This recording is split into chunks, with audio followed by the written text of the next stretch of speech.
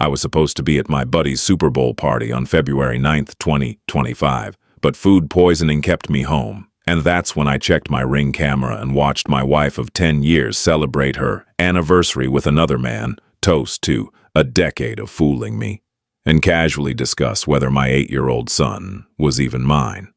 I sat in my garage, still in my work clothes, my phone shaking in my hands, watching two strangers laugh in my living room while my entire life turned into a lie. Look, if you got some time, maybe grab a drink or something. You're going to want to settle in for this one, because what started as a random notification on Super Bowl Sunday turned into the kind of story that makes you question everything you thought you knew about the person sleeping next to you. So here's what I need you to understand before we dive in. I spent 10 years building what I thought was a solid life. A business I was proud of, a house in a good neighborhood, a kid who made me want to be better. And in 42 seconds of grainy Ring camera footage, all of it became evidence in a case I didn't even know I was building. This isn't just a story about catching a cheater. This is about what happens when you finally look closer at the life you've been living and realize you've been looking at a carefully constructed lie the entire time. My name's Daniel Barrett.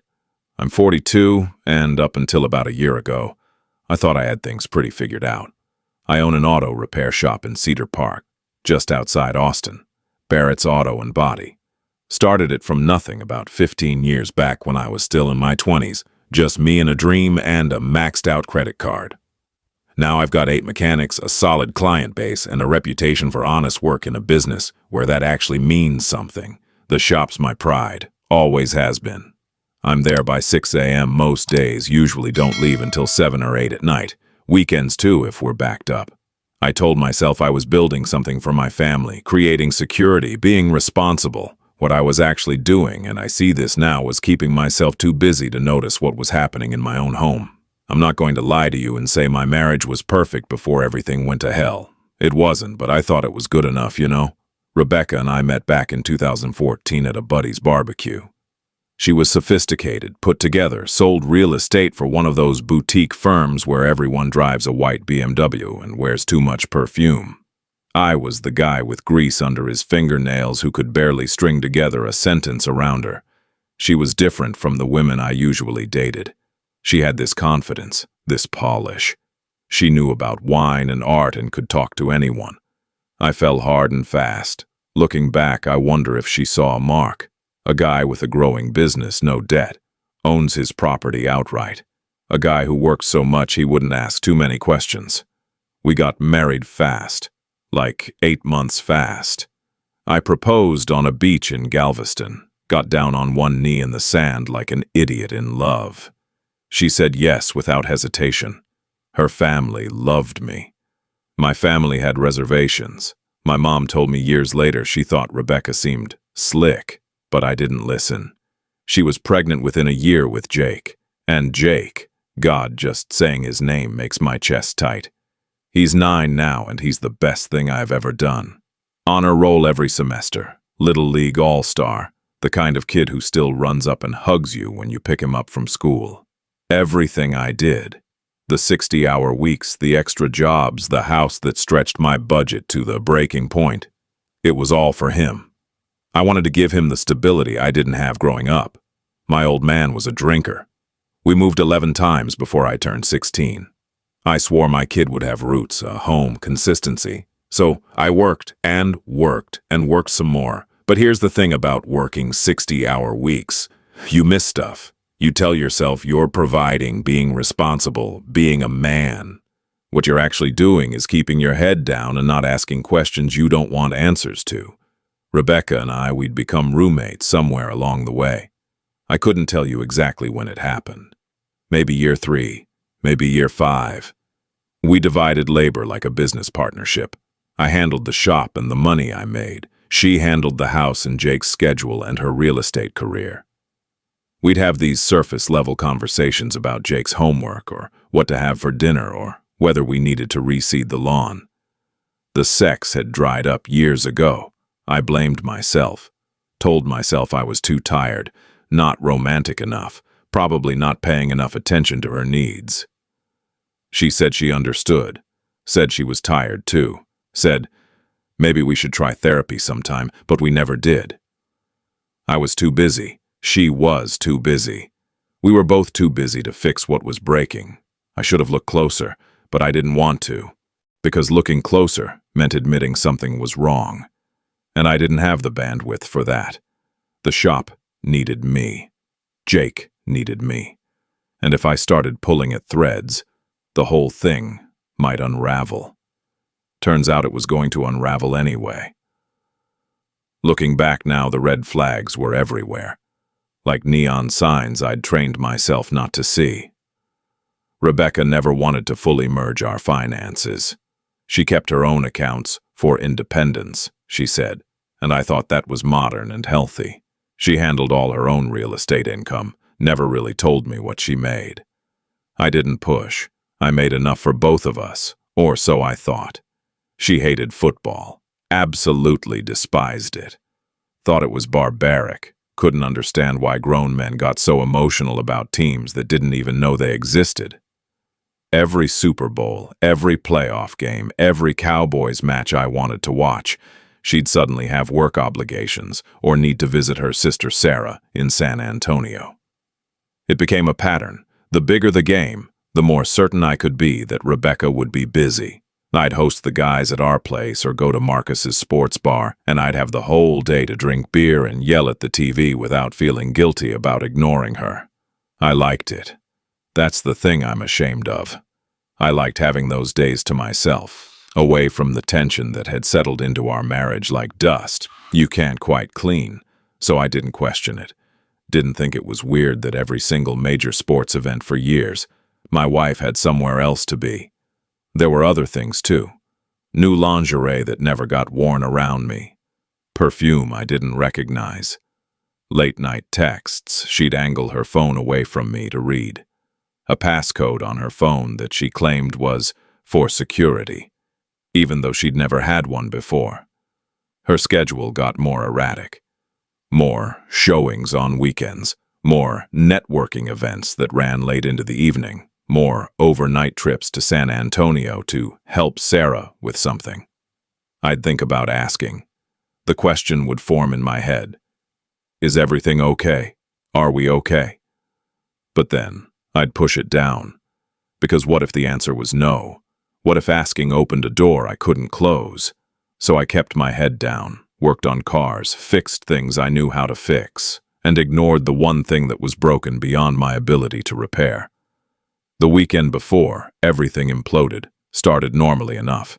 It was early February, and I'd just installed a Ring doorbell camera at our front door. There'd been some car break-ins in the neighborhood. 2 guys on our street had gotten their trucks rifled through in late January. I figured a camera was smart, preventative, the kind of thing a responsible homeowner does. Rebecca pushed back on it when I first mentioned it. Said something about feeling watched, about privacy, about how it seemed excessive, but I insisted. Told her it wasn't about watching her, it was about watching for threats. It's just the front door, I said. It's for Jake's safety. She dropped it after that. Actually seemed to forget about it entirely, which I thought was odd but didn't dwell on. I installed it on a Saturday in mid-January, set up the app on my phone, and mostly forgot about it myself. Got a few alerts when the mailman came by or when Jake and his friends ran in and out. Normal stuff. That last normal Saturday was February 8th. I was at the shop until almost 8 p.m. We were backed up. 2 transmission jobs and an engine rebuild that was taking longer than expected. I texted Rebecca around 6 to say I'd be late. She sent back a thumbs up emoji. No, miss you or hurry home. Just a thumbs up. When I got home, she was packing a bag in our bedroom. Clothes laid out on the bed, toiletries organized in that precise way she had. San Antonio again? I asked, kissing her forehead out of habit more than affection. Yeah, Sarah's having a rough week. I told her I'd come spend the day tomorrow. Your sister having a Super Bowl party. I was joking, knowing Sarah hated football as much as Rebecca did. No, just girl time. Wine and gossip. She smiled at me, and looking back, I can see how practiced it was. How many times had she given me that exact smile while planning to betray me? Jake appeared in the doorway, holding his PlayStation controller. "Why can't you stay for the game, Mom? Dad's making those buffalo wings." "I'll be back Monday, sweetie, and we'll do something special next weekend, okay? Just you and me." Jake shrugged, disappointed, but accepting. He was used to Mom being busy, to Mom having to leave, to Mom not really being present even when she was physically there.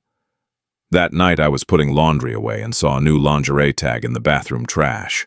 La Perla. Expensive. I'd never seen her wear it. My brain registered it, logged it, and then I just let it go. Didn't want to know, didn't want to start a fight, didn't want to open that door. The last fully normal moment I remember is tucking Jake into bed that night. He looked up at me with those serious 8-year-old eyes. He has my eyes, thank God. At least I know that now. And asked, "Dad, do you think Mom is happy?" The question caught me off guard. "Of course, buddy. Why would you ask that?" "I don't know. She seems far away sometimes, like she's thinking about something else." Kids see things adults train themselves not to see. "Everything's fine," I told him, smoothing his hair back. "Mom just works a lot like I do. But we love you very much." "I know," he said, then quieter. "Sometimes I wish we could all just hang out together more. Like a normal family." That should have broken my heart right there. Should have been a wake-up call. Instead, I kissed his forehead, told him to sleep tight, and went to bed, next to a woman who was already mentally checked out of our marriage. Sunday morning, February 9th, 2025. The day my life split into before and after. I woke up around 7, feeling like absolute garbage. That gas station burrito I'd eaten on the way home from the shop the night before was staging a full revolt in my digestive system. Rebecca was already gone. Her car was out of the driveway when I looked out the window. She'd said she'd leave around 9, but it wasn't even 8 yet. I texted Marcus. "Might have to skip the party today. Food poisoning or something." He wrote back immediately. "Bro, no, the guys are counting on your wings. I'm dying here, man. I'll make it up to you. Feel better, brother." By 10 a.m. I'd thrown up twice and decided I was definitely not going anywhere. My folks had Jake for a sleepover. They'd picked him up Saturday afternoon for a grandparent weekend, which meant at least my kid didn't have to see me like this. I texted Rebecca around 2. "Stuck home sick, having a rough day. Have fun with Sarah." 3 hours went by before she responded. 3 hours. At the time, I figured she and her sister were out shopping or at lunch or whatever the hell she did on these trips. The reply, when it finally came. "Oh no. Feel better, Sarah says hi." Sarah says hi. That little detail, that tiny lie on top of the mountain of lies. I wonder if she even realized how telling it was, or if lying had become so automatic she didn't even think about it anymore. I spent most of the afternoon in my garage. It's always been my sanctuary, the one place where things make sense, where problems have solutions, where a broken part can be diagnosed and fixed or replaced. I had the pre-game coverage on the little TV I keep out there, and I was half-heartedly working on my truck's oil change when my phone buzzed. 8:47 p.m. Ring notification. Motion detected at front door. I almost didn't check it. Probably a package or a neighbor or kids playing ding-dong ditch. But something made me pull out my phone. Maybe the same instinct that makes you look both ways, even on a one-way street. Maybe some deep-down part of me that knew. I opened the Ring app and watched the clip load. There's Rebecca, walking up to my front door. She's not in San Antonio. She's here, at my house, and she's not alone. There's a man with her. Tall, fit, maybe mid-40s, wearing khakis and a polo shirt like he just came from a casual Friday at the office. He's carrying a bag of groceries. I can see the logo of the upscale store she likes, the one where a loaf of bread costs $8. They're laughing. Rebecca's head is tilted back, her hand on his arm. The body language of two people who are completely comfortable with each other, who've done this before, many times before. And then, right there on my doorstep, he kisses her. Not a friendly kiss, not a cheek kiss. A full romantic kiss. The kind that says, I've been waiting to do this all day. The kind I haven't given or received from her in years. She kisses him back. Her hand comes up to his face, cupping his jaw the way she used to do with me a decade ago. They stand there for 5, maybe 6 seconds, and then they walk into my house like it's the most natural thing in the world. The timestamp reads 8:47 p.m. February 9th, 2025. She's supposed to be 90 miles away in San Antonio. I watched the clip again and again. My hands started shaking so badly I had to set the phone down on my workbench. The nausea came roaring back, but this time it had nothing to do with food poisoning. I opened the Ring app history and started scrolling. The camera had only been installed for about 3.5 weeks, so there wasn't a huge amount of footage. But what was there made my blood run cold. February 6th, 2:17 p.m. The same man, different clothes, arriving while I was at work.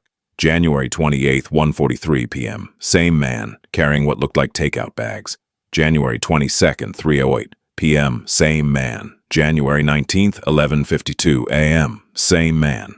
I counted 8 different visits in less than a month, which meant this wasn't new. This was routine. This was a pattern that had probably been going on long before I installed the camera.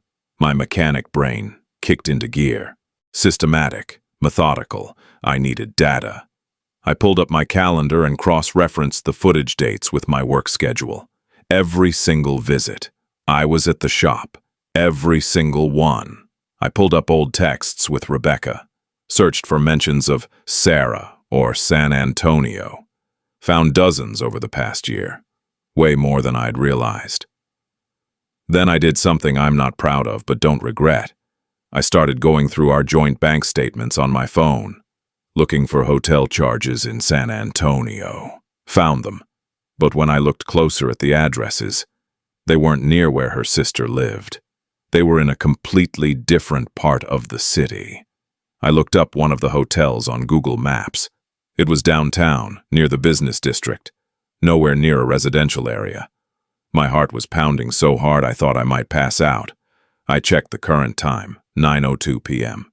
They were inside my house, right now, in my living room, maybe in my bedroom, sitting on my furniture, drinking my beer, existing in my space like I was the one who didn't belong there. The rational part of my brain said, leave, get in your truck and leave, go to Marcus's place, process this somewhere safe.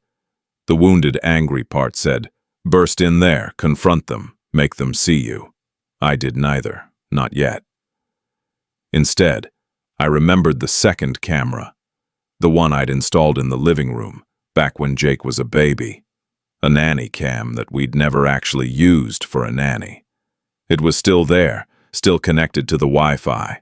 I'd forgotten about it. Had Rebecca. I pulled up the app for the interior camera, switched to live view, and there they were, on my couch, the sectional I'd saved up for 3 years to buy. They had wine glasses. There was a bottle on the coffee table. The TV was on. Super Bowl coverage, Chiefs versus 49ers. And they were both wearing jerseys. Chiefs jerseys. I'm a diehard Cowboys fan. Have been since I was 6 years old. Rebecca knows this. It's basically the only thing I'm passionate about outside of work and Jake. She bought me a Cowboys jersey for my birthday 3 years ago, signed by Dak Prescott. And here she was, wearing a Kansas City Chiefs jersey with another man in my house, watching my TV. This wasn't just an affair, this was mockery, this was contempt. I put in my earbuds and turned up the volume on the live feed, praying the audio would work. It did. His voice first. Can't believe the game is this close. I thought Chiefs would blow them out. Her laugh. You always think that. You're terrible at predictions. Hey, I predicted you'd never actually leave him. Silence. I held my breath. Her voice, quieter. Ryan, don't. Ryan. His name was Ryan. I'm just saying. He continued. It's been 10 years, babe. 10 years of this. Whatever this is. Don't you ever want more? We've talked about this. It's complicated. It's only complicated because you make it complicated. He's a good father. Jake loves him. Jake would be fine. Kids are resilient. And I could give you... Can we not do this tonight? Please, it's the Super Bowl. Can we just have a nice night? There was a pause. Then the sound of glasses clinking.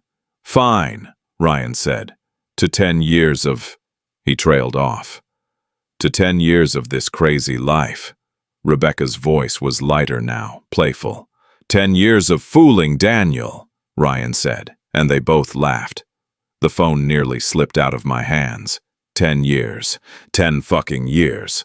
I met Rebecca in 2014. We got married in 2015, which meant February 2015, Rebecca said, and I could hear the smile in her voice. God, I can't believe we pulled it off, that I actually went through with marrying him. You were worried, Ryan said. Remember? You called me crying the night before the wedding. I thought I couldn't do it. I thought I'd crack. But you didn't. No, I didn't. More clinking of glasses. More laughter that sounded like razor blades in my ears. You know what's crazy? Rebecca said. Sometimes I almost forget he's not, I don't know, not real. Like, sometimes I'm at the house and I think I should check with my husband. And for a second, I mean, Daniel, not you, and I have to remind myself that Daniel's just the cover story, Ryan finished. That sounds terrible. It is terrible, but it's also kind of genius. You get the white picket fence lifestyle, the respectability, the kid, the church friends, and you still get me. Do you think he suspects, Rebecca asked, about any of it? Daniel? No way. That guy keeps his head down, works himself to death, doesn't ask questions. Perfect mark. Mark. He called me a mark. I feel bad sometimes, Rebecca said, but her tone was casual, not actually guilty. He works so hard. For you, Ryan pointed out. He works so hard for you, for the life you told him you wanted, I guess. Then Ryan's voice dropped lower, harder to hear. I turned the volume all the way up. What about Jake? You still sure about... My entire body went rigid. Long pause. Too long. We've been over this, Rebecca said finally. The timing was close enough. But if we ever wanted to know for sure... We don't, I don't, it doesn't matter. Daniel thinks he's his. Jake thinks Daniel's his dad, and that's what matters. But what if someday... Ryan! Her voice was firm now. I'm not doing a paternity test. Not now, not ever. It would ruin everything. If anyone finds out, if there's any doubt, I lose the house, the life, the whole setup. Daniel would fight me for custody. His family would testify against me. It would be a nightmare. Okay. I'm just saying, if Jake is mine, then he's better off thinking he's Daniel's. You've got Christine and the girls. Jake's happy. Daniel's happy. Everyone's happy. Why would we mess that up? I'm not happy, Ryan said quietly. Yes, you are. You have your marriage, your family, your reputation, plus you have me. You get everything. We both get everything. My vision blurred. I realized I was crying, sitting on my garage floor in my work jeans, crying like a child. Jake, my son, my beautiful, perfect son. The one thing in my life I was absolutely sure about. The one thing that made everything else worth it. Maybe not mine. Maybe I'd spent 8 years raising another man's child, while that man fucked my wife in my house and laughed about what a perfect mark I was. The conversation continued in my earbuds, but I couldn't hear it anymore. There was a ringing in my ears, a pressure in my chest. I've never had a panic attack before, but I imagine that's what it was. Couldn't breathe right, couldn't think straight. I looked at my phone, looked at my hands covered in motor oil that I hadn't bothered to wash off, looked at my garage, my sanctuary, my safe place, and realized nowhere was safe anymore. I said it out loud, to the empty air. I should have looked closer. Oh God, I should have looked closer, but I hadn't. For 10 years I'd kept my head down and worked and provided and trusted, and this is what trust had gotten me. The next few hours are blurry in my memory. I know I sat there until almost 11 p.m., watching and rewatching footage. I downloaded everything to an external hard drive, every single clip from the past 3.5 weeks. I took screenshots. I started a Google Doc with dates and times and details. My phone showed search history that read like a true crime episode. Texas paternity fraud law. Divorce lawyer Austin is audio recording legal Texas one-party consent. How to protect yourself in divorce. Infidelity evidence admissible in court. Hidden financial assets in marriage. Around 10:30 p.m., I heard them laughing again through the live feed. The game was winding down. I realized with a sick feeling that I'd been sitting here for over an hour and a half doing nothing but gathering evidence. I needed to move, needed to act. My body was screaming at me to burst through that door and confront them. My brain was screaming at me to be smart, to document more, to not tip my hand yet. The compromise I reached was pathetic and somehow perfect. I'd go in there, I'd catch them, but I'd record it. Get her confession on tape. Texas is a one-party consent state. I'd checked. As long as I was part of the conversation, I could record it without telling her. I texted Marcus at 10:47 p.m. Never mind about crashing at your place. Shit hit the fan, I'll fill you in tomorrow. He wrote back immediately. You okay, brother? No, but I will be. I left my phone, recording audio in my front pocket, walked across my driveway, and entered my own house through the side door into the kitchen, quiet, like a ghost, like an intruder in my own life. I could hear the TV from the living room, voices, the casual, comfortable sounds of two people who belong together. I stood in the kitchen doorway for maybe 10 seconds, just watching them. They were sitting close together on the couch, his arm around her shoulders. There were empty wine glasses on the table, the remains of what looked like expensive takeout, the kind Rebecca always said was too expensive when I suggested it. They looked happy, like a real couple, like they belonged there, like I was the one who didn't fit. I stepped into the living room and said, voice eerily calm, "Hey, honey, I'm home." The look on Rebecca's face will stay with me forever. Pure, absolute terror, like seeing a ghost. Her mouth opened, but no sound came out. Ryan jumped up fast, knocking the coffee table. "Who the fuck?" Rebecca found her voice. "Daniel, I thought you were at Marcus's. You said you were sick." "Yeah," I said. My voice didn't even sound like mine. Too calm, too cold. I was sick, but then I got a ring notification from our front door camera. Funny thing about those cameras, they record everything. Her face went from red to white in about 2 seconds. "This is Ryan, right?" I continued, looking at him. "The ex-boyfriend who you told me you hadn't seen in years. The bad relationship you were so glad to be free from." Ryan tried to pull it together. "Look, man, I don't want any trouble. This is just what? Just you fucking my wife in my house. Just you celebrating your 10-year anniversary of fooling Daniel." I pulled out my phone, held it up. I heard everything. The audio on these interior cameras is surprisingly good. Rebecca's hand flew to her mouth. She'd forgotten. In 10 years of sneaking around, she'd finally gotten comfortable enough to forget about basic operational security. Ryan looked at her, and I saw it in that glance. He was looking to her for direction, for permission. In my house, he was looking to my wife for guidance. "Get out," I said to him. "Get the fuck out of my house. Now." "Rebecca," he started.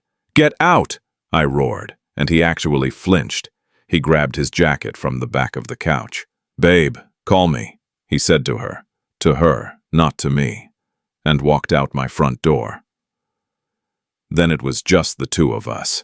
The TV was still on, showing post-game coverage. The Chiefs had won, neither of us cared. The silence stretched for maybe 15 seconds. Rebecca was the first to break. "You weren't supposed to be here." Her voice was small. "I wasn't supposed to be here. That's what you're going with." "No, I mean—" She shifted tactics immediately, like I was watching her run through a playbook. "Daniel, I can explain." "Don't." I held up a hand. "Don't insult me by trying to explain this away. I heard everything, the whole conversation. 10 years, Rebecca. You said 10 years. She opened her mouth, closed it, opened it again. "You married me while you were still with him. It's not that simple."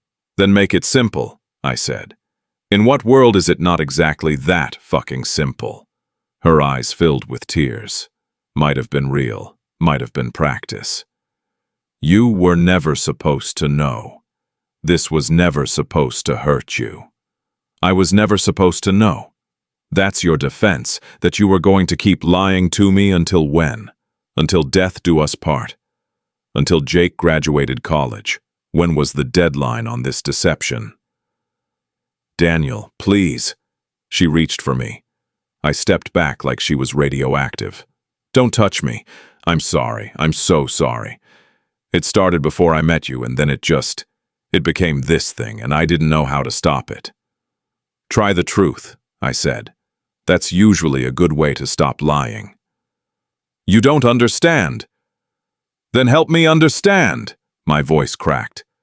"Help me understand how you marry a man you don't love, have his child, take his money, live in his house, sleep in his bed, and fuck another man every chance you get."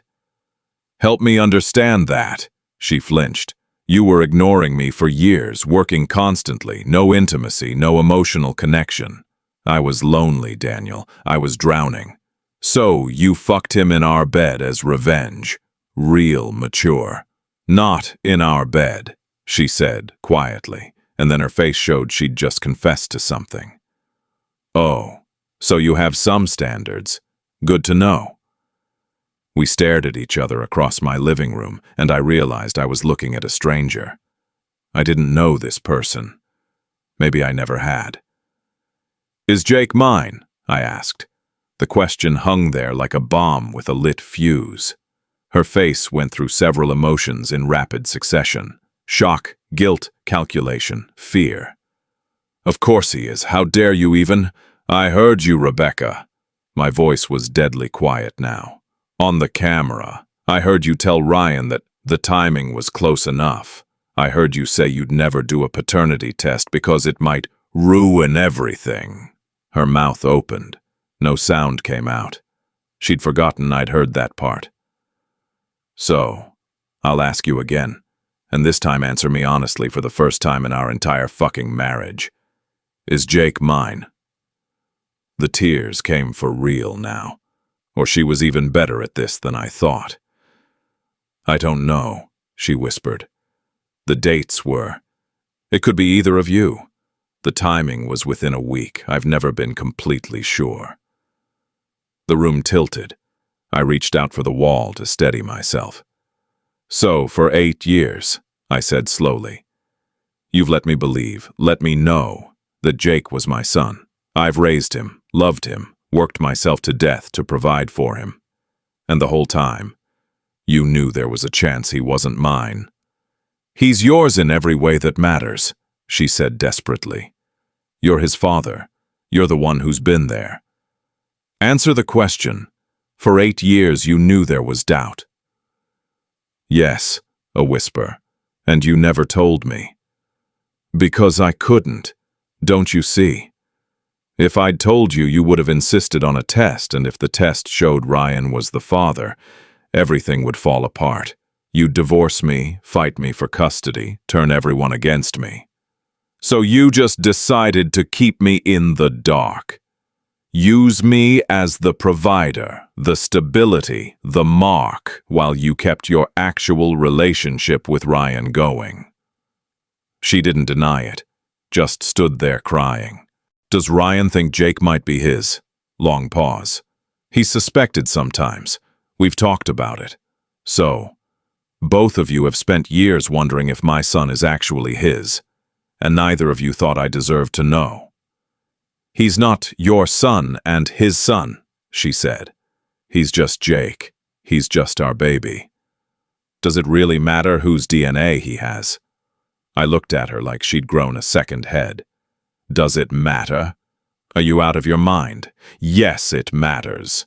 It matters legally, financially, emotionally. Jesus Christ, Rebecca, of course it matters. You're his father," she insisted, "regardless of biology. That's not your decision to make." I was shouting now, all pretense of calm gone. "That's not your call. You don't get to decide for me whether biology matters. You don't get to steal that choice from me." My hands were shaking. My whole body was shaking. I felt like I was going to throw up again, but this time it had nothing to do with bad burritos. "I need you to leave," I said finally. "Pack a bag. Go to a hotel. Go to Ryan's. Go to hell for all I care. Just get out of my house. Daniel! Now! Get out now or I call the police and tell them I feel unsafe, that my wife and her boyfriend were in my house and I want them removed. How would that look in divorce court?" Her face hardened. There it was, the real Rebecca, the one who'd been playing me for a decade. "This is my house too," she said coldly. "You can't just kick me out." "Watch me.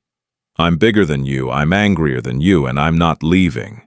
So unless you want to call the cops yourself and explain to them why your boyfriend's wine glasses are on the table, I suggest you pack a fucking bag." We stared at each other for a long moment. She broke first. She went to our bedroom. I heard drawers opening, the closet door sliding. Came back 10 minutes later with an overnight bag and her purse. At the door, she turned back. "What about Jake? He can't know about this. We have to protect him." The audacity. The absolute fucking audacity. "Now you care about protecting him," I said. "Now after letting him grow up not knowing if his father is actually his father. After making him live in a house full of lies. Now you want to protect him. He's my son too. Get out. We'll figure out the Jake situation through lawyers. But right now I need you gone, before I do something we both regret." She left. The door closed behind her at 11:54 p.m., February 9th, 2025, and I was alone. I stood in my living room for a while, just breathing. The TV was still on. The wine glasses were still on the table. Her Chiefs jersey was draped over the couch. I picked up the jersey and threw it in the fireplace. Didn't even light it. Just needed it gone from my sight. Then I went to the bathroom and vomited until there was nothing left. I ended up on the bathroom floor, back against the tub, phone in my hand. It was 2:30 a.m. I had 14 missed calls from Rebecca, 3 from an unknown number that I assumed was Ryan, and 1 from Marcus, checking in. I had tabs open on my phone. Emergency divorce lawyer Austin. DNA paternity test discreet. How to protect yourself in Texas divorce. Infidelity evidence admissible court. I had a recording of Rebecca admitting she didn't know if Jake was mine.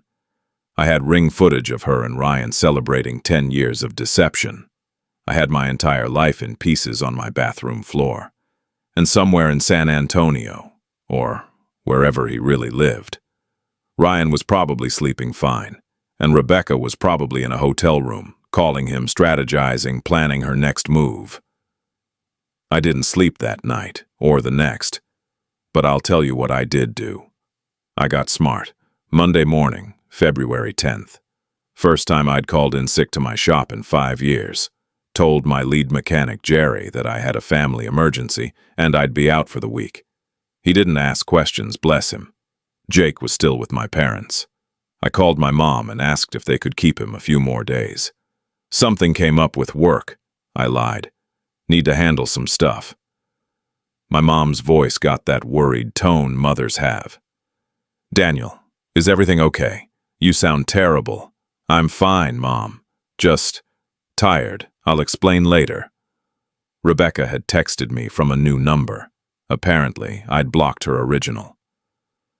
"We need to talk. I'm staying at a hotel. Please don't do anything rash. Think about Jake. I blocked the new number. She called from what must have been Ryan's phone. Blocked. Then she tried emailing. Subject line: "Please read this. About Jake." I deleted it without opening. I needed space. I needed time. I needed to think without her manipulation in my ear. By Tuesday afternoon, I'd pulled myself together enough to meet with Marcus.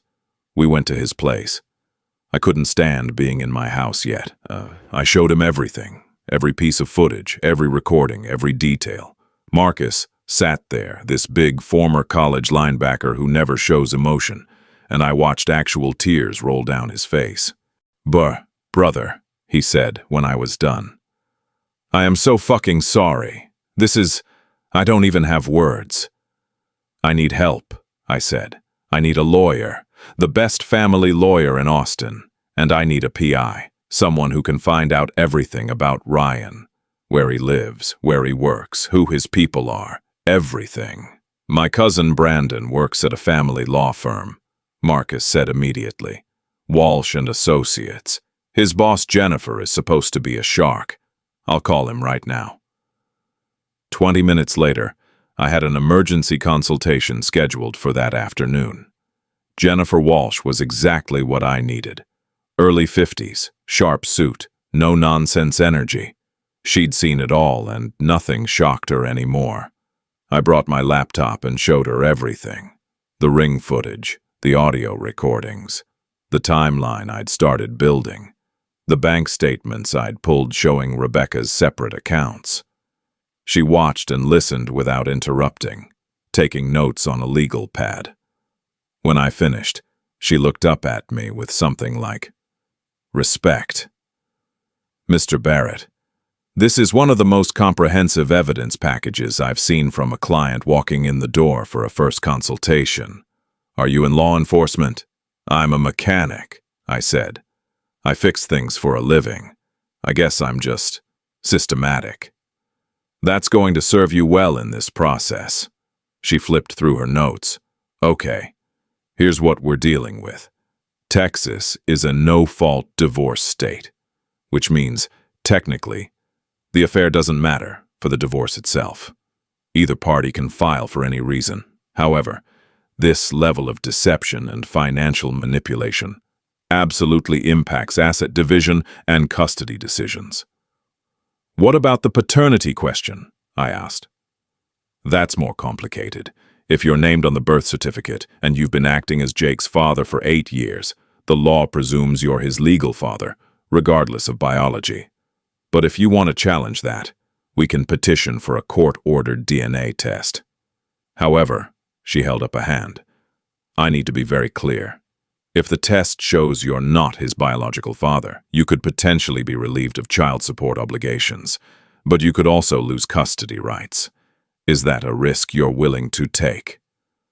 The question hit me like a hammer. Lose Jake, even the possibility. "I want to know the truth," I said. "But I don't want to lose my son. He's mine, regardless of what some test says.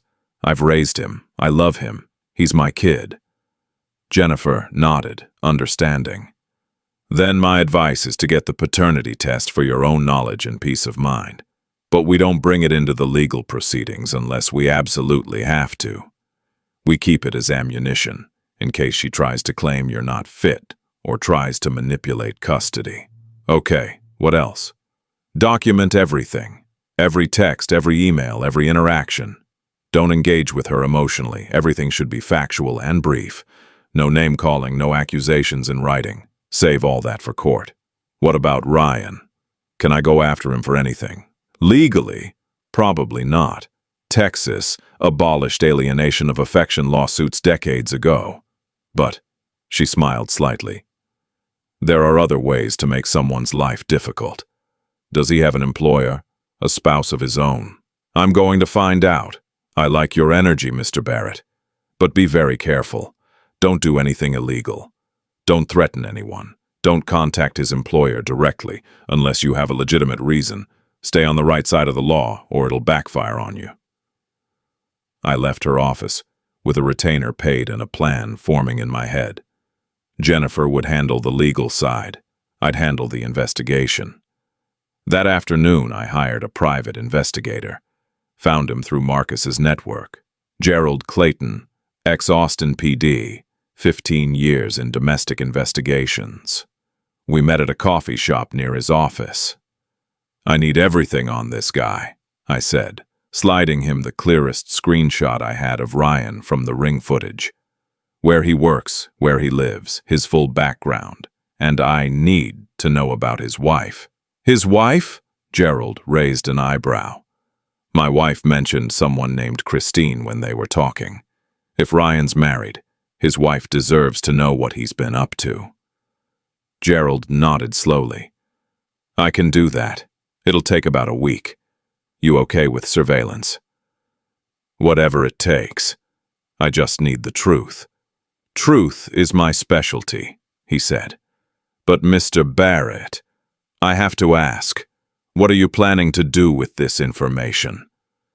"I'm going to make sure everyone knows who they're really dealing with," I said. "My wife lied to me for a decade. Her boyfriend laughed about making me the mark. They gambled with my son's paternity. I'm not looking for revenge, I'm looking for justice." "Justice looks a lot like revenge sometimes," Gerald said. "Just be careful you don't cross a line you can't come back from." I thought about that a lot over the next few days.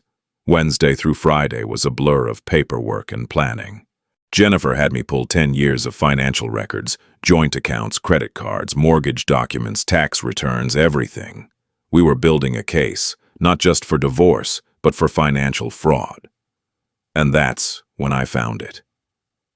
Over the past 2 years, Rebecca had systematically moved $47,000 from our joint savings into her personal account. Small transfers, $1,000 here, $2,500 there. Easy to miss if you weren't looking. But when you added it all up, she'd essentially been siphoning money for what I now assumed was her nest egg for when she eventually left me for Ryan. I also found credit card charges that told a story. Regular expenses at hotels in San Antonio. But when I cross-referenced the addresses, they weren't anywhere near her sister's house. One hotel in particular appeared monthly, the Driscoll in downtown Austin. Why would she need a hotel room in the same city we lived in? The answer was obvious and disgusting. Friday evening, February 14th, Valentine's Day. The irony wasn't lost on me. Gerald's preliminary report came through via encrypted email. I opened it on my laptop in my garage, my thinking place, my safe place. Ryan Mitchell, age 45, current residence, North Austin, address included. Occupation, Senior Sales Manager, MedTech Solutions, Inc. Marital status, married to Christine Mitchell, née Thompson, age 43, RN at St. David's, South Austin Hospital. Children, 2 daughters, Ashley, 16, and Emma, 14. Years married, 22 years. Social media, active on Facebook. Family-focused content, church involvement, daughters' athletics. There were screenshots attached. Ryan's Facebook page, which was public, showed exactly what Gerald described. Picture-perfect family life. Photos from what looked like church picnics. His daughters in volleyball uniforms. Anniversary posts celebrating him and Christine. Christmas card-style photos. All while he was fucking my wife every chance he got. The report continued. Rebecca Walker, formerly Barrett, and Ryan Mitchell. Relationship history, dating history traced back to 2004, per social media archaeology and public records. No official breakup documented. Rebecca married Daniel Barrett in April 2015 while still in contact with Ryan Mitchell. Confirmed via mutual friend interviews and metadata, pattern suggests ongoing relationship. Throughout Rebecca's marriage, Gerald had done his homework. He'd talked to people, looked at old social media posts before Rebecca scrubbed them, found digital breadcrumbs that told the real story. I sat there reading the report, and something crystallized in my mind. This wasn't just an affair that started after we got married and things got rocky. This was premeditated, calculated. Rebecca had chosen to marry me while keeping Ryan on the side, or maybe it was the other way around. Maybe she'd kept me on the side while maintaining her real relationship with Ryan. Either way, I'd never been the husband. I'd been the insurance policy. The report ended with Gerald's notes. Additional observations. Ryan Mitchell's employer, MedTech Solutions, has a strict code of conduct regarding conflicts of interest and ethical violations. Rebecca Barrett's real estate firm, Prestige Properties ATX, has a listed corporate client. MedTech Solutions. This represents a potential conflict of interest if Ryan used his position to steer business to Rebecca's firm. Christine Mitchell's social media shows no awareness of affair. Mitchell family appears active in Grace Community Church, same denomination as Barrett family. Gerald had added a handwritten note at the bottom. Mr. Barrett, what you do with this information is your choice, but please think carefully about the collateral damage. Christine and those girls didn't do anything wrong. If you decide to expose this, there's no putting that genie back in the bottle. GC. I sat with that for a long time. On one hand, Christine deserved to know. If I were in her shoes, I'd want someone to tell me. On the other hand, was I really protecting her, or was I using her pain as a weapon against Ryan? Both could be true, I realized. Sometimes the right thing to do also happens to hurt your enemy. But first, I needed one more piece of information. Friday, February 15th. Jake came home from my parents. I picked him up in the late afternoon, and the whole drive back I practiced what I was going to say. How do you act normal when your entire world has exploded? How do you look at your son and not wonder if he's really yours? Turns out you just do it, because he's still Jake, still my kid, no matter what some DNA test might say. He ran to the truck when I pulled up, backpack bouncing. Dad, Grandma made her chocolate chip cookies and I helped. That's awesome, buddy. I hugged him tight, maybe a little too tight. At home, he asked the inevitable question. Where's Mom? She's been busy with work stuff. You know how she gets with her real estate deals. Is she coming home tonight?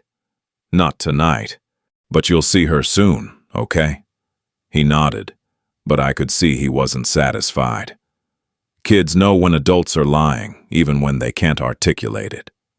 That night after Jake fell asleep, I did something I'm not particularly proud of but don't regret. I took a cheek swab for the paternity test. He never stirred. I packaged it up with my own sample according to the kit instructions and paid extra for rush processing. 72 hours instead of 2 weeks. Then I waited. Have you ever had 3 days that felt like 3 years? Where every minute crawls by and you can't think about anything except the thing you're waiting for. Saturday and Sunday I tried to be present for Jake. Took him to his friend Connor's birthday party. Watched movies on the couch. Made pancakes for breakfast. All while my brain was screaming at me about what I might find out Monday. I kept looking at Jake, studying his features. He has my eyes, definitely. That odd combination of green and brown. But his chin, his nose, even the way he laughs. Could those be Ryan's features?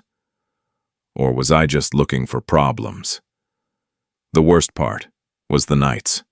Jake would be asleep, and I'd be staring at the ceiling, running through every memory of his childhood. Was I there when he was born? Yes. Was I the first person to hold him? Yes.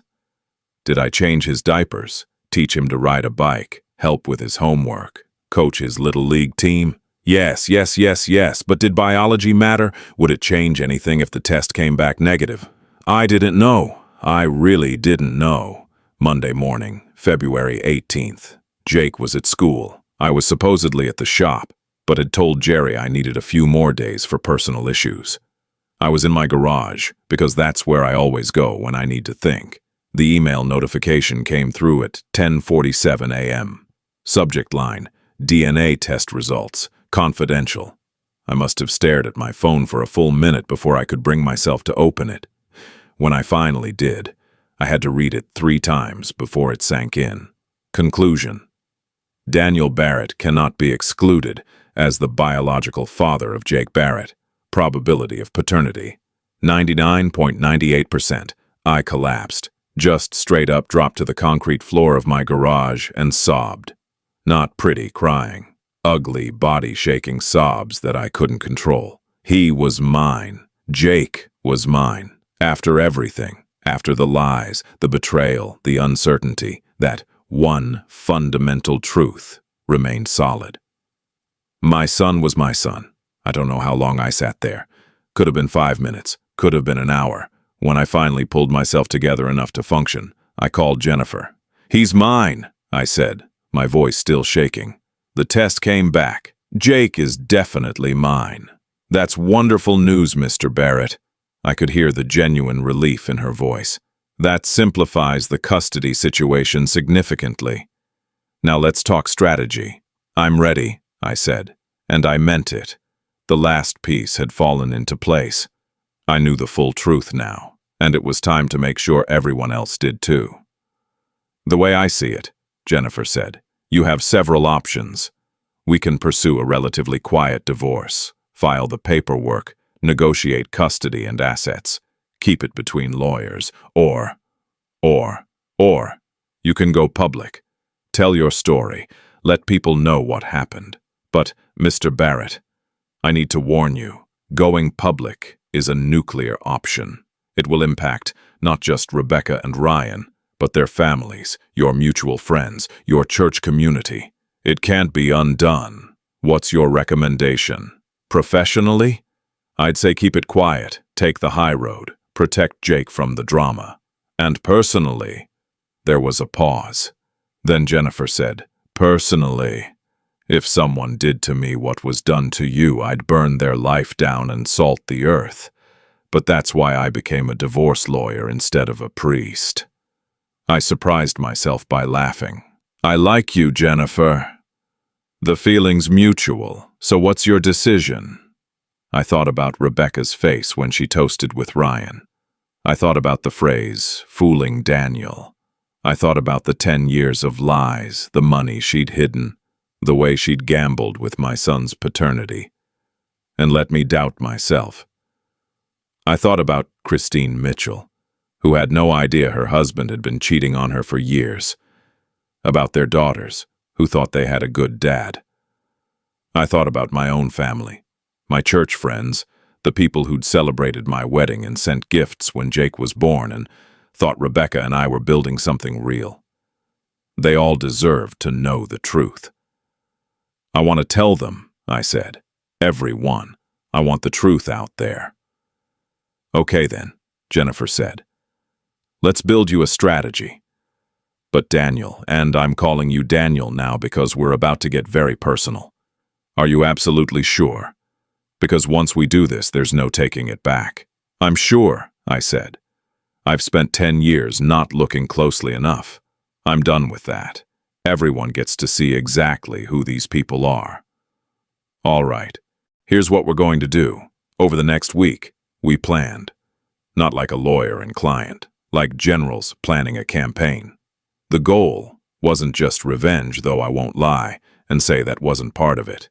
The goal was truth, exposure, making sure that Rebecca and Ryan faced real consequences for their actions, not just legal ones. We identified 3 key domains. Domain 1, legal financial file for divorce.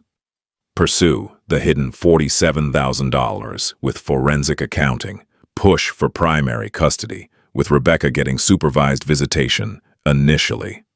Make sure the court understood the scope and length of the deception.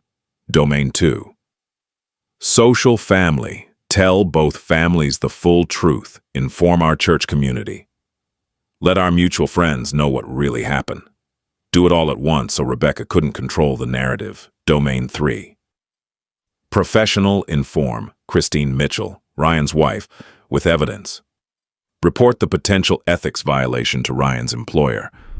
Make sure Rebecca's colleagues knew why she was suddenly dealing with a divorce. The key, Jennifer said, is timing. We do everything at once. Don't give them time to spin it, to play victim, to control the story. Hit all the targets simultaneously. "When?" I asked. Jennifer smiled. "When's Rebecca's birthday?" I checked my phone. February 28th. "Why? Does she usually make a big deal about birthdays?" "Huge deal. Expect celebration, presents, attention. Perfect, Jennifer said. Then that's when we do it. February 28th. We'll give her a birthday she'll never forget.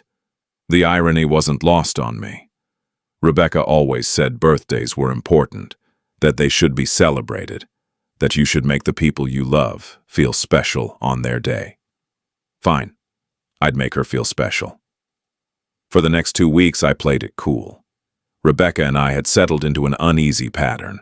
She was staying with a friend, or maybe with Ryan, I didn't ask, and we'd had 2 meetings about Jake, both at a neutral location, both civil on the surface, both recorded on my phone without her knowledge. At the first meeting, in a coffee shop on February 16th, she tried to apologize. Daniel, I know I hurt you. I know I betrayed your trust. But I want you to know it wasn't about you. You're a good man. You didn't deserve this. I kept my voice neutral. I appreciate you saying that. Do you think, is there any chance we could try couples therapy? Try to work through this? I almost laughed. Almost. I don't think that's realistic, Rebecca, but I'm not ruling anything out. I need time to process. Of course, of course. She reached across the table, like she might touch my hand, but I moved it to pick up my coffee cup. What about Jake? Have you told him anything? Just that we're having some problems and might need some space from each other. He's worried, but he's handling it okay. We need to make sure he knows this isn't his fault, she said, and the sincerity in her voice almost got me. Almost. Agreed, I said. At the second meeting on February 23rd, she brought up finances. I know we'll need to sort out the money stuff eventually. I have some savings set aside that I'd like to keep. It's from my business from before we got married. Interesting lie. The $47,000 had all come from our joint accounts, and I had the statements to prove it. We can let the lawyers figure that out, I said. I'm not trying to take everything from you, Rebecca. I just want what's fair. I really appreciate that, Daniel. You're being so mature about this. Mature. Right. Oh, and your birthday's coming up, I said. I know you usually like to do something special. Are you making plans? I don't know, she said. Doesn't feel right to celebrate this year. You should do something nice for yourself, I said. You deserve it. The look she gave me was almost grateful, like I was being a good ex-husband already, supporting her self-care. If only she knew. Behind the scenes, everything was coming together. Gerald's surveillance showed that Ryan was meeting Rebecca at least 3 times a week, sometimes at her friend's apartment where she was staying, sometimes at hotels, twice at his house when Christine was at work. Jennifer had the divorce papers ready to file. The forensic accountant had traced every dollar Rebecca had moved. We had affidavits from my parents and Marcus about my character and my relationship with Jake. I'd written careful, factual summaries of what happened for Rebecca's family and mine. Not emotional, not accusatory, just the timeline, the evidence, the facts.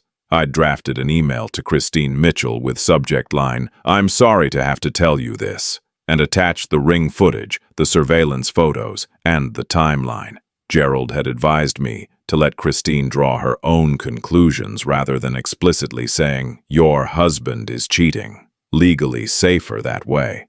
I'd prepared an anonymous report to Ryan's HR department at MedTech Solutions, detailing the potential ethics violation of having an undisclosed romantic relationship with a business contact.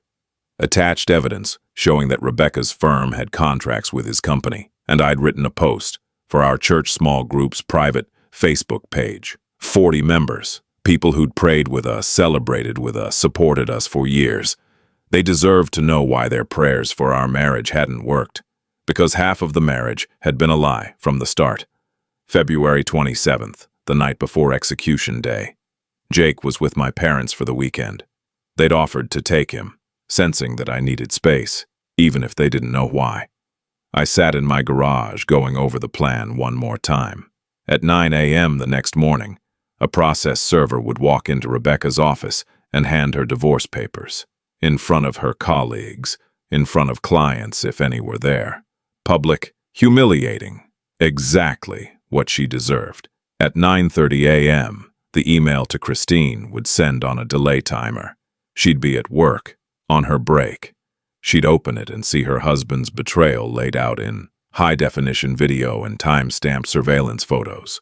At 10 a.m., the anonymous report would arrive at Ryan's HR department via their ethics hotline portal. At 10:30 a.m., my Facebook post would go live on the church group page. Carefully worded, factual, asking for prayer and understanding. At 11 a.m., the emails to both families would send. Rebecca's parents, her brother, her sister Sarah.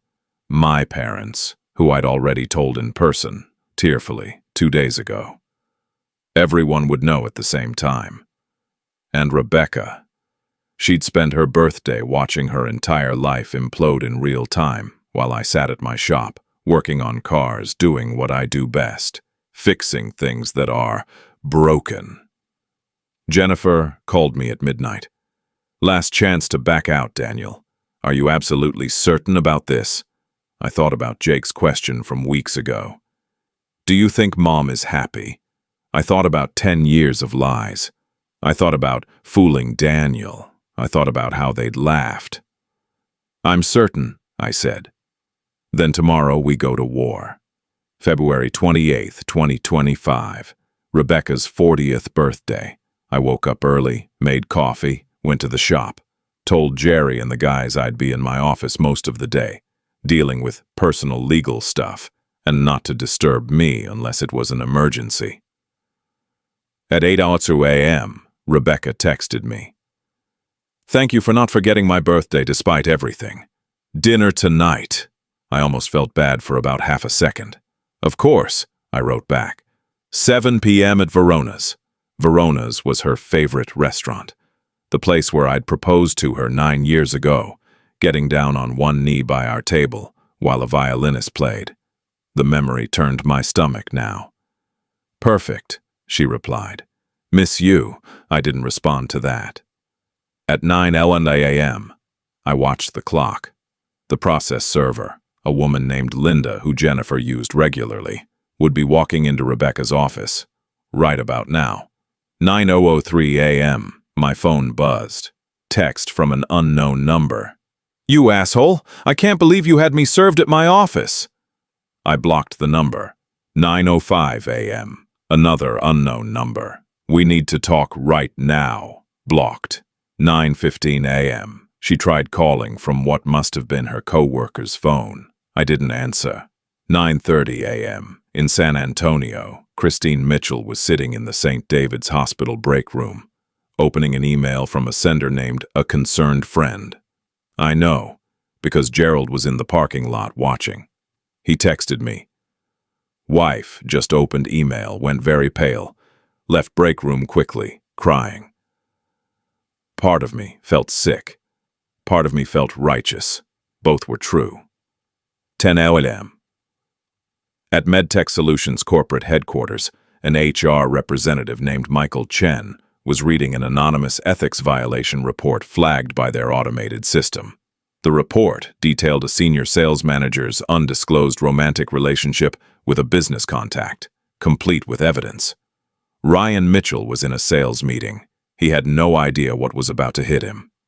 10:17 a.m., my phone started blowing up. The Facebook post had gone live. Comments were already rolling in. Some were supportive. Daniel, I'm so sorry, praying for you and Jake. Some were confused. What? Rebecca? I can't believe it. Some were defensive. This feels like it should have been handled privately. Some were hostile. Airing your dirty laundry on social media. Really classy, Daniel. I'd expected mixed reactions. Didn't mean they didn't sting. 10:45 a.m., Gerald texted. Christine showed up at Ryan's workplace, making a scene in the parking lot. Police might be called. You should know that. 11 a.m., the family emails went out. My phone immediately lit up. My mom. Sweetheart, I'm here if you need anything. Rebecca's brother, Tom. What the actual fuck, Daniel? We need to talk. Rebecca's mother. devout Catholic. Empty email with subject line, praying for your soul. 11:30 a.m. Jerry knocked on my office door. Boss, there's a woman here demanding to see you. Says she's your wife. She's pretty upset. Tell her I'm in a meeting and she needs to call my lawyer. She says she's not leaving. I sighed and came out of my office. Rebecca was standing in the middle of my shop, in front of 3 of my mechanics, who were pretending not to stare. Her makeup was smeared. She'd been crying. Daniel, please, we need to talk. Rebecca, you need to leave. This is my place of business. You humiliated me. Her voice echoed off the garage walls. You had me served at my office. You told everyone. You ruined my life. I told the truth, I said calmly. That's all. The truth. You want to talk about truth. You're vindictive and cruel, and I'm vindictive. I couldn't help it. I laughed. You fucked another man in my house for 10 years, and I'm the vindictive one. One of my mechanics, Tommy, a kid barely out of high school, audibly gasped. Rebecca noticed the audience. Can we please talk in private? No. Whatever you have to say, you can say here or through your lawyer. You had no right to contact my family. My mother won't even speak to me. Your mother deserves to know who you really are. They all do.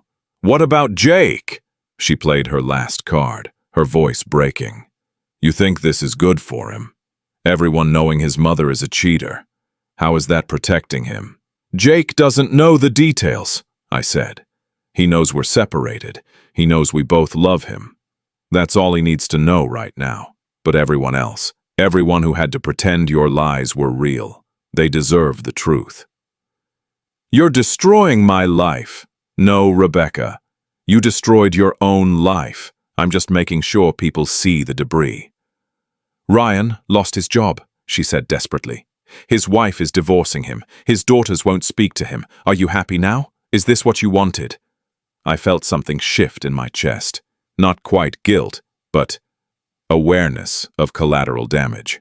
I didn't make Ryan cheat on his wife. You and him did that together, for years, and yes, I told Christine because she deserved to know.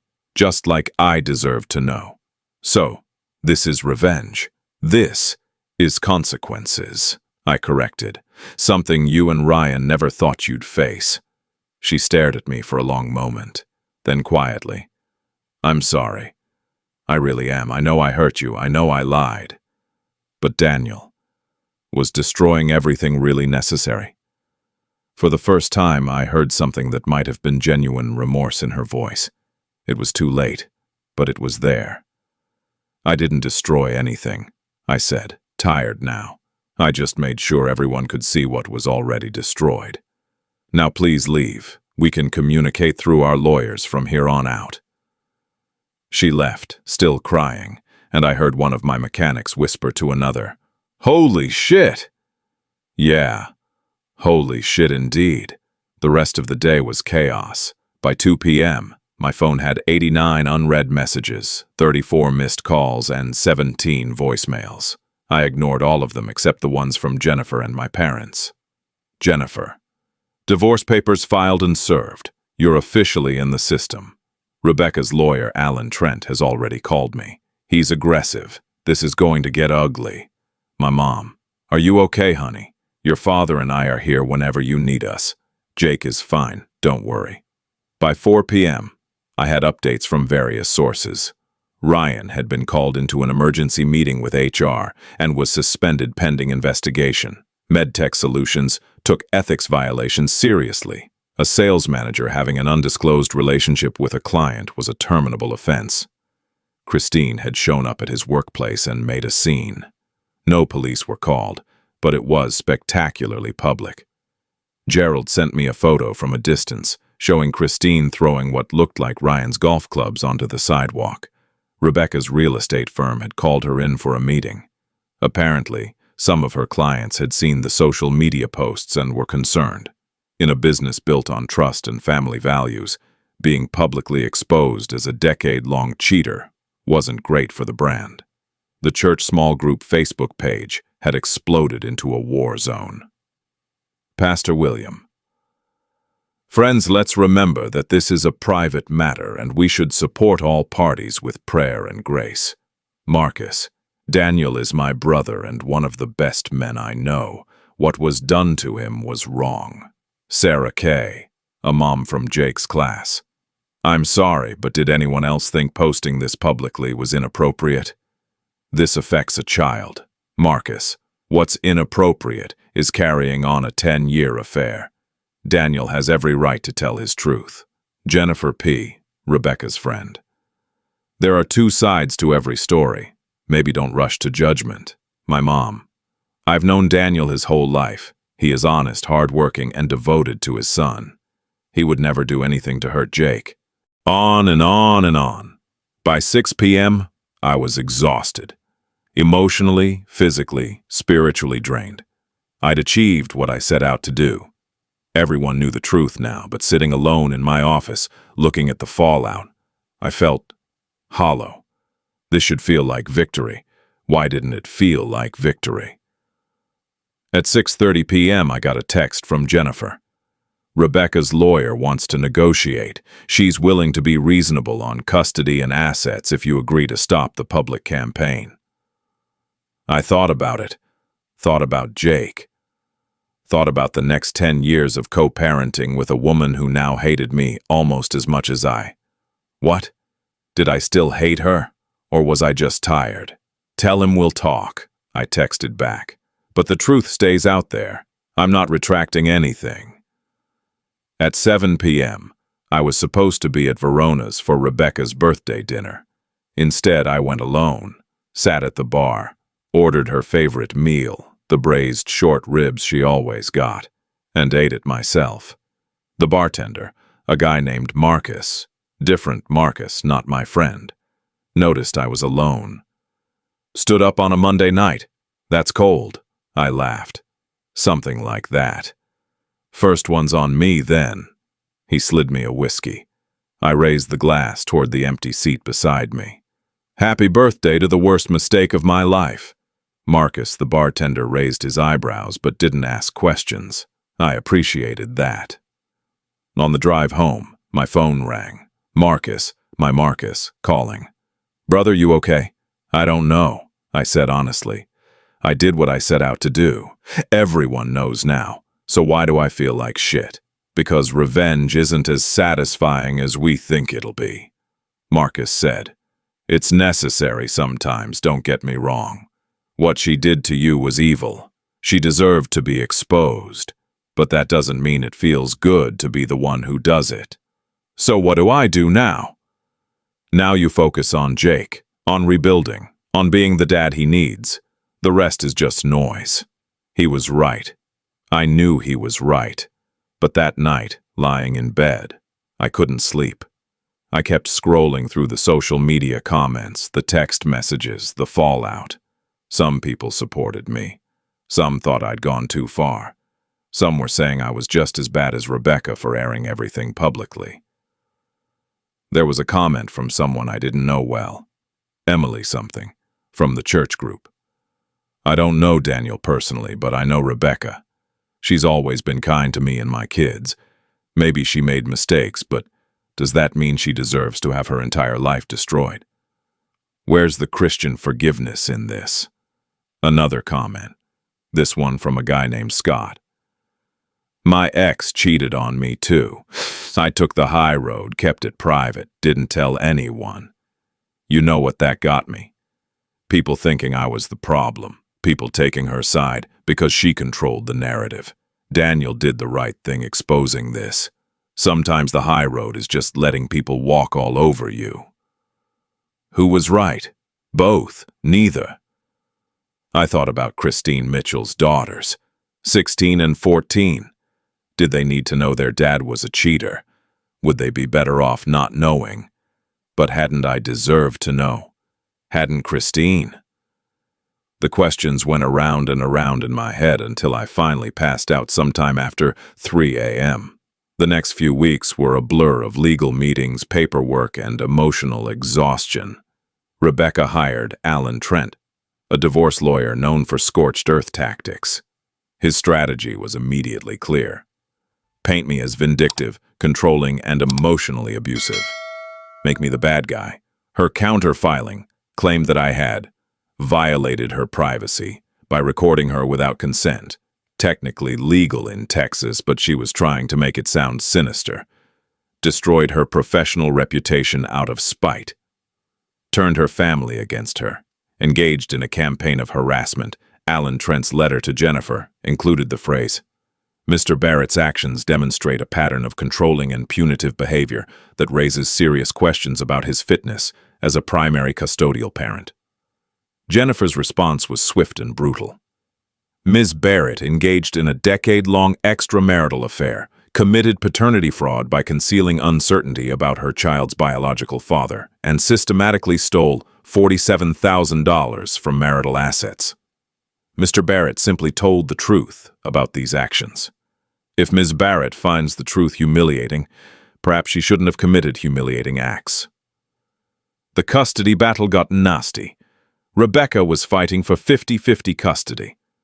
I wanted primary custody with her getting supervised visits initially, then building up to regular visitation.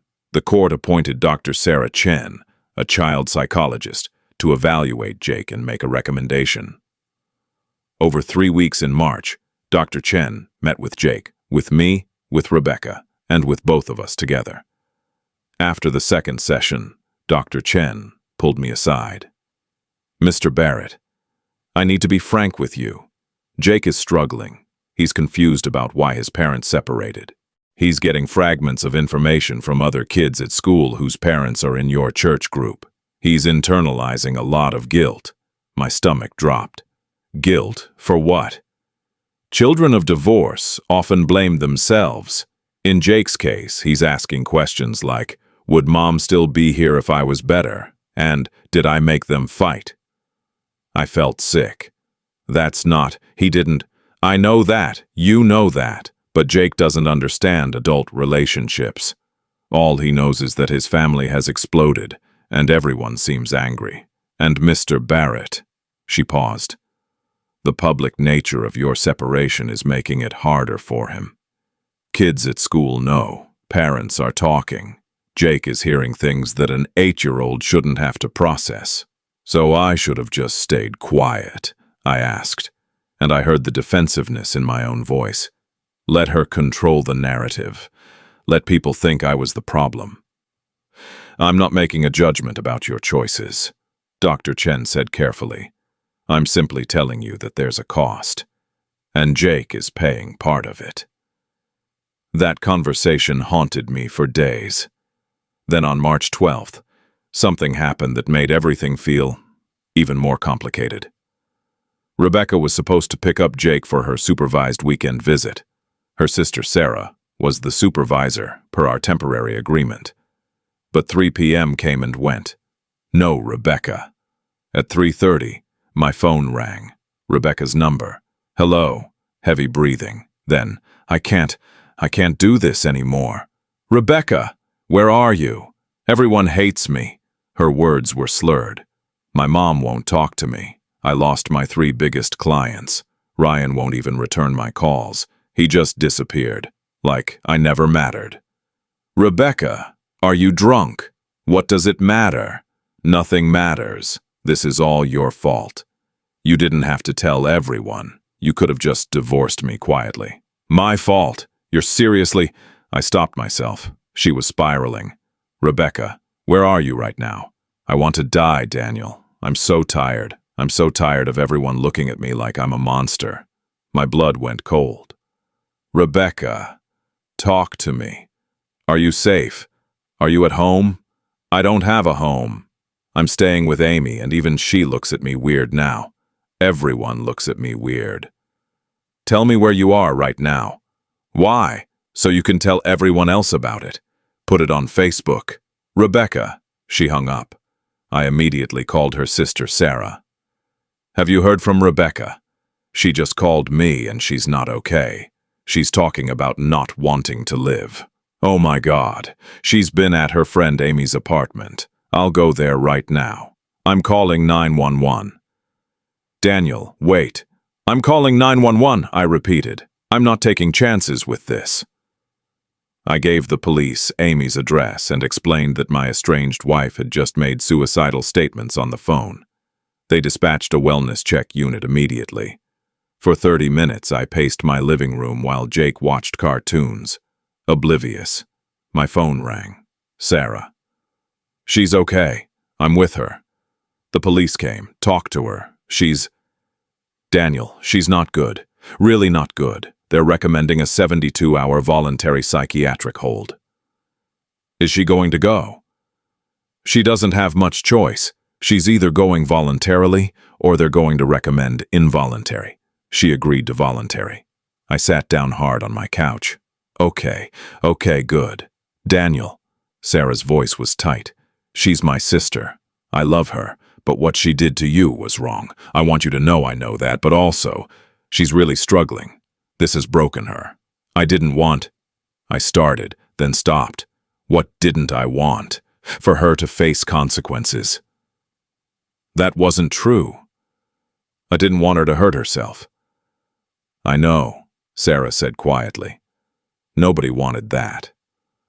When Jake asked where Mom was that weekend, I told him she wasn't feeling well and needed to rest. He asked if it was because of the divorce. I said it was complicated.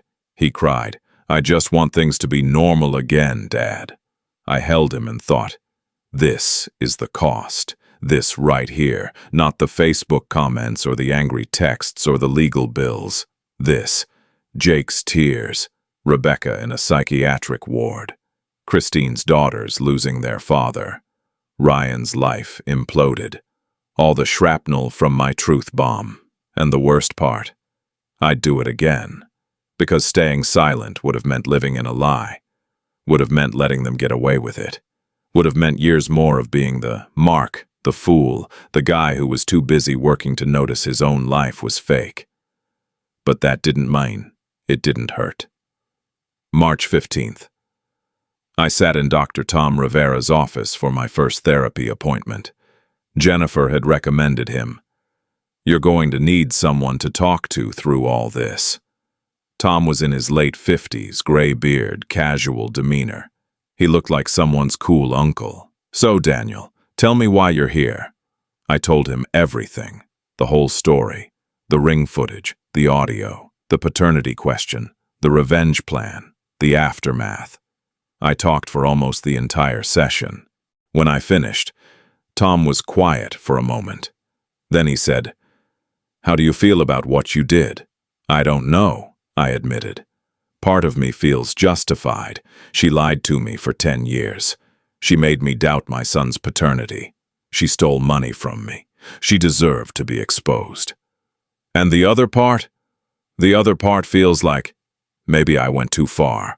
Maybe I didn't need to tell her family. Maybe I didn't need to post on Facebook. Maybe I didn't need to contact Ryan's employer. Maybe there was space between staying silent and nuclear war. Tom nodded. That's a very mature observation. Most people in your position would be so caught up in righteous anger that they couldn't see any gray area. The fact that you can tells me you're a thoughtful person. So did I do the wrong thing? I can't answer that, Tom said. What I can tell you is that there's rarely one right choice in situations like this. There are choices with different consequences. You chose a path that brought the truth to light. That had the consequence of hurting people, including some who maybe didn't deserve it as much as others, but it also had the consequence of freeing you from living in a lie. Dr. Chen, Jake's therapist, said the public nature of it is making things harder for him. I'm sure it is, Tom said. Kids suffer when their parents' conflicts become public, but they also suffer when they grow up in houses built on lies. Would Jake have been better off with you and Rebecca staying together, miserable and fake? No, but I could have divorced her quietly. Could you? With Rebecca and Ryan controlling the narrative, with everyone thinking you were the problem? I don't know. Here's what I do know, Tom said. You can't change what you did. You can only decide what you do next. And what Jake needs next is not a dad who's consumed by guilt or by anger. He needs a dad who's present, stable, and focused on his well-being. That became my mantra. Present, stable, focused on Jake. Through late March and into April, I tried to embody that. Took Jake to his baseball games, helped with homework, made dinner every night, limited my time on social media. Let Jennifer handle the legal stuff, stopped checking for updates about Rebecca or Ryan. The divorce moved toward settlement. After Rebecca's psychiatric hold, something shifted. Alan Trent called Jennifer with a proposal. Rebecca would agree to primary custody for me. Reasonable visitation for her. A 60-40 asset split in my favor, and repayment of the $47,000. In exchange, I would agree to no more public posts about her and no further contact with her employer or family. "What do you think?" Jennifer asked. "I think I'm tired of fighting," I said. "If this gets Jake some stability and closes this chapter, I'm okay with it." On May 15th, 2025, my divorce was finalized. 10 years of marriage over. The terms primary custody to Daniel. Jake lives with him during school year. Rebecca gets every other weekend, plus 1 weeknight, supervised initially by her sister. Asset split 60-40. In my favor, Rebecca pays back $47,000 in hidden funds. Daniel keeps the house. Rebecca keeps her condo, no alimony. Both parents agree to family counseling with Jake. It wasn't perfect. Nothing about this was perfect, but it was done. Spring turned to summer. Baseball season continued. Jake started to laugh more, sleep better, be a kid again. Dr. Chen reported in late May. Jake's adjusting well. He's less anxious, more secure. The consistent schedule with you is helping. His relationship with his mother is complicated but improving. I kept going to therapy with Tom. Worked through my trust issues, my anger, my guilt. Slowly, very slowly, I started to feel like a person again instead of a walking wound. In June, Jake had an away game in Kyle, about 30 minutes from Austin. I was in the stands with the other parents when I struck up a conversation with a woman I'd seen at previous games but never really talked to. "You're Jake's dad, right?" she said. "Sarah Lynn. My son Ethan plays center field." "Daniel," I said. "Yeah, Jake's at shortstop today." We talked about the game, about our kids, about the coaches. It was nice, normal, just two parents watching their sons play baseball. After the game, a group of parents was grabbing burgers at the place across from the field. Sarah invited me along. Jake and her son became instant buddies, running around the restaurant's playground area while the adults ate and talked. Sarah was a child psychologist, not Dr. Sarah Chen, but she practiced at the same clinic. She'd been divorced 3 years. She had kind eyes and an easy laugh. We exchanged numbers, texted a few times over the next week, memes about parenting, updates about the team, nothing heavy. At the next game in late June, we sat together in the stands. It felt easy, comfortable, like maybe I could do this again someday, connect with someone without constantly waiting for the other shoe to drop. After that game, just the two of us grabbed coffee. No kids, no buffer. I was nervous as hell.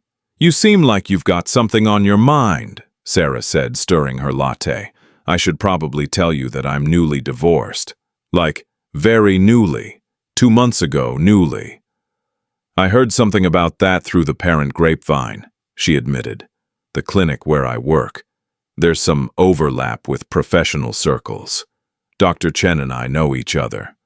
"So you know the story?"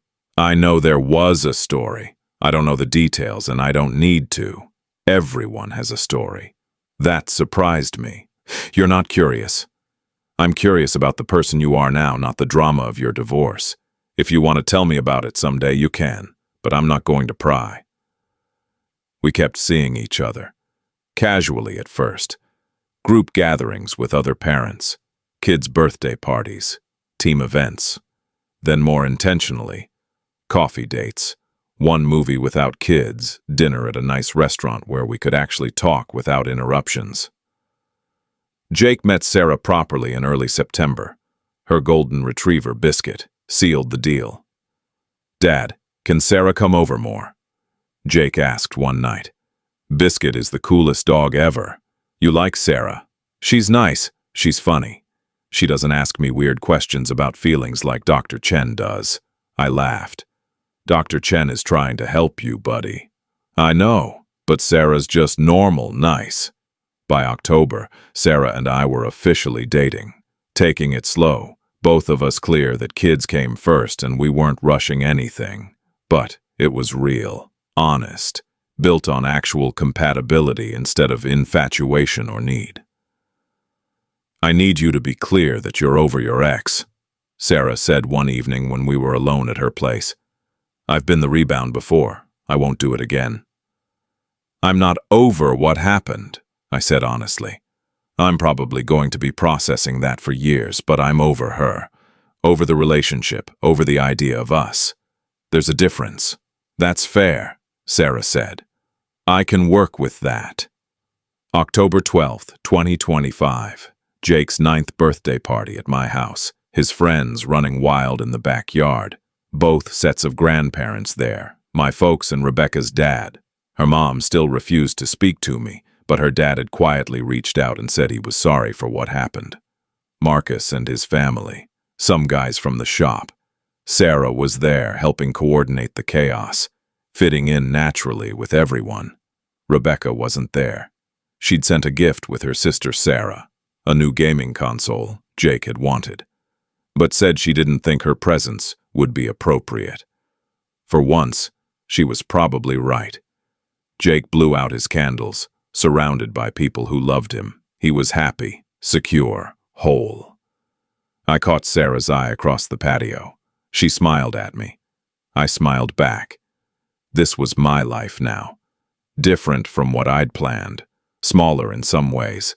I'd lost friends in the divorce, lost the illusion of the perfect family, lost a decade to lies, but realer, more genuine, better. That's complicated, but real, absolutely. Later that night, after everyone had gone home and Jake was asleep, I went to my garage, my sanctuary, my thinking place. I pulled up the Ring app on my phone. It was still there, still faithfully recording. I looked at the footage from the party, Jake running around, laughing, happy. I thought about the footage from February 9th, the footage that had changed everything. And I thought about what came next. February 9th, 2026. 1 year since the Ring notification that destroyed my marriage. 1 year since I learned the truth. I hosted a Super Bowl party again. Marcus and the guys, Sarah and her son Ethan, some of Jake's friends and their parents. My garage TV playing the game, Eagles versus Bills. During halftime, I stepped outside to my garage.